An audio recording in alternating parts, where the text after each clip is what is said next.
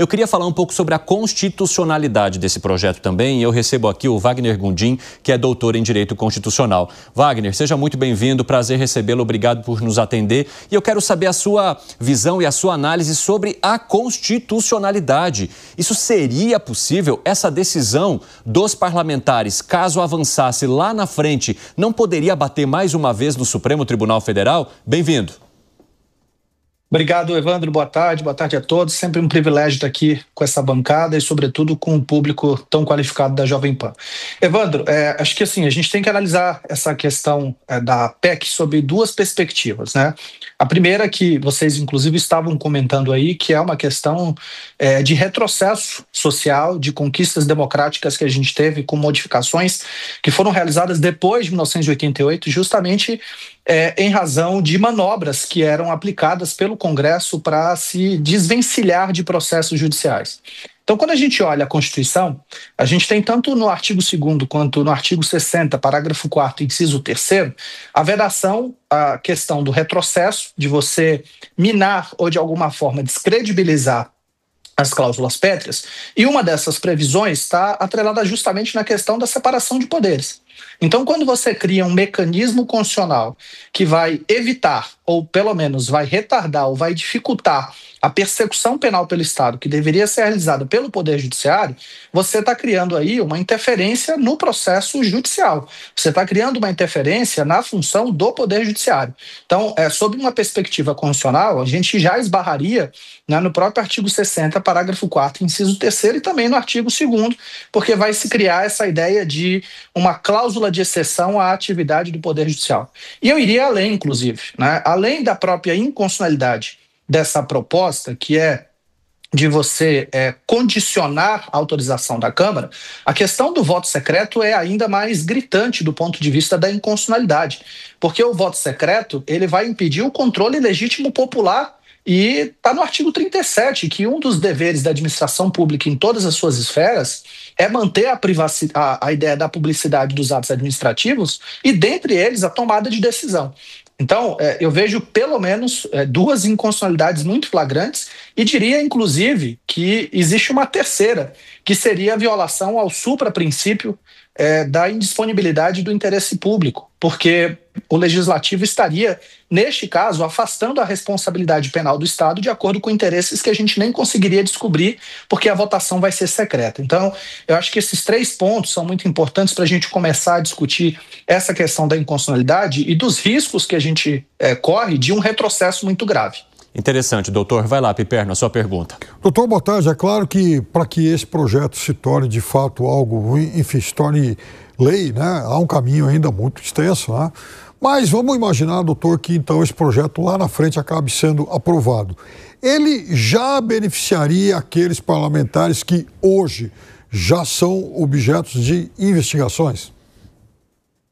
Então, esse é um dos grandes pontos, né? Se a investigação ainda não virou uma denúncia formalizada, como é o caso, inclusive, de 5 dos 15 deputados do Maranhão que estão sendo investigados pela possibilidade aí, pelos indícios de que eles teriam desviado recursos das emendas parlamentares do orçamento secreto, eles seriam beneficiados porque a ação judicial ainda não foi apresentada. Então, é uma forma, inclusive, de blindar parlamentares que estão votando agora, que votaram favoravelmente e cuja denúncia ainda não foi apresentada ao Supremo Tribunal Federal. Eu lembro, inclusive, que no histórico da nossa Constituição, de 1988 até 2001, que foi quando se teve essa mudança, né, de se afastar a autorização prévia do Legislativo, a gente teve quase 300 ações criminais que foram distribuídas no Supremo e o Supremo não teve a capacidade institucional de prosseguir com o andamento da ação penal justamente porque o Legislativo não concedeu a autorização que era necessária. Então isso é um risco, né? E, de novo, é uma violação muito clara, na minha visão, para a moralidade administrativa de pessoas que serão beneficiadas com essa blindagem, com essa impunidade e que estão lá no Congresso Nacional votando favoravelmente para criar essa cláusula de exceção e evitar a responsabilidade criminal. Isso é muito relevante. Vai lá, Alan Gani. Doutor Wagner, boa tarde. Uma forma, de corrigir essa suposta disfunção do Supremo com o Poder Legislativo, em vez dessa PEC da blindagem, seria acabar com o foro privilegiado de deputados e senadores. Como é que o senhor, como constitucionalista, especialista nessa área, o senhor vê esta possibilidade? Seria uma boa? Quais são os riscos e benefícios deles serem julgados pela justiça comum e se é viável? Perfeito. Lagani, inclusive, quando você estava comentando sobre isso, eu estava aqui pensando como é hipócrita, digamos assim, do legislativo usar o discurso de que eles estão atuando como forma de garantir o mandato contra abusos do Supremo, mas eles criaram uma regra que, inclusive, nunca foi prevista em nenhum lugar do mundo, em que o presidente do partido político, como o Evandro comentou, ele também vai ser julgado pelo Supremo. Então, assim, ao mesmo tempo em que eles criticam o foro privilegiado ou foro prerrogativa de função no Supremo Tribunal Federal, eles criam uma nova cláusula que vai criar uma nova prerrogativa de foro para os integrantes do partido político. Então, assim, o que me parece é que o problema do legislativo não é necessariamente com o foro no Supremo. O problema é com a ausência de controle das decisões no Supremo Tribunal Federal. Porque, de novo, a gente tem fases no Brasil. Então, antes do mensalão, o legislativo, ele, digamos, tinha um certo controle sobre a atividade, porque o Supremo ele não julgava tantos casos como julgou no mensalão no que diz respeito à competência criminal. Então, quando existe esse alargamento no Supremo, os partidos políticos começam, assim como os deputados e senadores, a questionar a interferência do Supremo. E aí vejam que agora, ao invés de, por exemplo, como você colocou, criar uma regra para se subtrair do Supremo a competência do julgamento desses processos, eles criam uma nova regra que reforça o foro privilegiado para colocar também o presidente dos partidos políticos. E aí, partindo especificamente para a sua pergunta, quais são os riscos de se retirar do Supremo Tribunal Federal o julgamento de deputados e senadores? O risco é, sobretudo, um risco de influência no processo de formação de responsabilidade criminal. Por quê? Porque imagine um deputado federal que tem conhecimento em todo o território nacional, uma pessoa conhecida, que tem influência e que vai ser julgado por um juiz de uma comarca do interior. E aí, é óbvio que a gente não está menosprezando o juiz de primeira instância, que são essenciais e são excepcionais, mas o fato é que vai existir uma pressão política muito grande, uma pressão social muito grande sobre a figura desse juiz, que inclusive no âmbito do judiciário brasileiro ele vai estar atrelado ao julgamento de dezenas de milhares de outros processos. Então, na realidade brasileira, colocar esse tipo de processo na primeira instância atrairia esse tipo de problema. De outro lado, seria também uma válvula de escape dos deputados e senadores que entendem que o Supremo tem sido ativista em muitas das suas decisões. E aí, de novo, o contrassenso.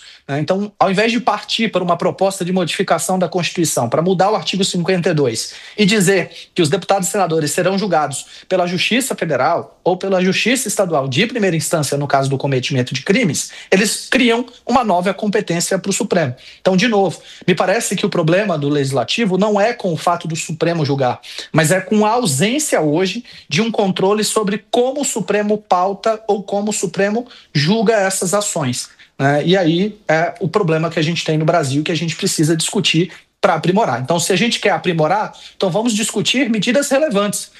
Vamos estabelecer limites para decisões monocráticas, vamos modificar a questão do foro por prerrogativa de função, limitar ainda mais, fazer algum tipo de correlação, mas não criar uma blindagem que, inclusive, não tem também nenhuma relação com inviolabilidade parlamentar, porque o número de processos criminais que envolvem eventuais abusos da imunidade parlamentar no Supremo, ele é extremamente diminuto em comparação com outros crimes, com os crimes comuns, com crimes de corrupção, como inclusive a gente tem visto recentemente. Doutor, rapidamente, uma última pergunta do Bruno Musa, que está conectado conosco. Vai lá, Musa.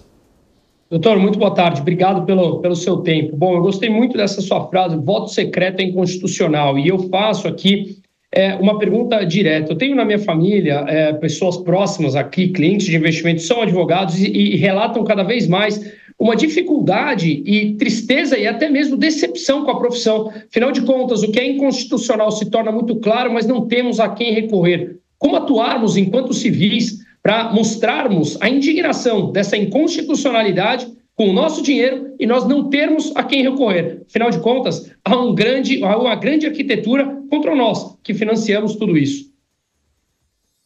Obrigado, Bruno. Bom, acho que assim, o primeiro ponto fundamental é que hoje a gente tem as redes sociais, a internet, que apesar de vários problemas que a gente vem enfrentando, também servem como um canal específico de cobrança. A gente tem um canal aberto com deputados e senadores, inclusive dos respectivos estados. A gente já descobriu, já identificou quem votou de determinada forma. Então, eu acho que a população inclusive tem que se mobilizar contra esse tipo de proposta, que na verdade, é um escárnio, né? É uma falta de respeito com o controle cidadão que se vê cada vez mais colocado diante de um legislativo que está discutindo voto secreto e mudança de regras com relação ao foro, quando a gente tem outras pautas sociais e econômicas muito mais relevantes que são deixadas de lado. Um segundo ponto, que é o que a gente está fazendo aqui, né? Que é discutir, que é evidenciar e que é mostrar para as pessoas como esse tipo de decisão é um abuso das prerrogativas. De novo, eu comentei isso mais cedo, até escrevi um artigo de opinião sobre esse tema. O legislativo fica o tempo inteiro pedindo por autocontenção do Poder Judiciário.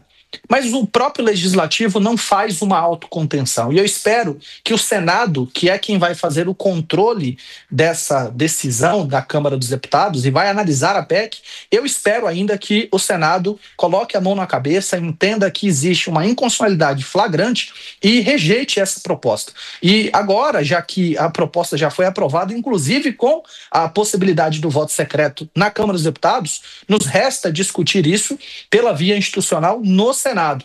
E tem mais um ponto que a gente sempre discute, que é que a nossa Constituição ela não previu a possibilidade de uma proposta de emenda à Constituição partindo dos cidadãos. Então a gente também tem que começar a clamar por esse tipo de participação popular numa sociedade hoje em que a gente tem um acesso à informação cada vez mais profícuo e que, consequentemente, vai nos permitir levar essas pautas adiante. Acho que esses são os caminhos e, sobretudo, né, a gente tem que lembrar que o Judiciário faz o controle da constitucionalidade, mas antes do Judiciário, o próprio Legislativo faz isso com a Comissão de Constituição e Justiça. E, para mim, de novo, é um absurdo uma Comissão de Constituição e Justiça que não tenha identificado e que não tenha rejeitado uma proposta como essa desde a origem, porque a gente não precisava nem estar discutindo isso agora. Então, o próprio Legislativo, ele gosta de jogar temas como esse para a torcida, porque isso vai para o Poder Judiciário, aí o STF fala que é inconstitucional e eles vão reclamar depois nas redes falando que o Supremo está sendo ativista,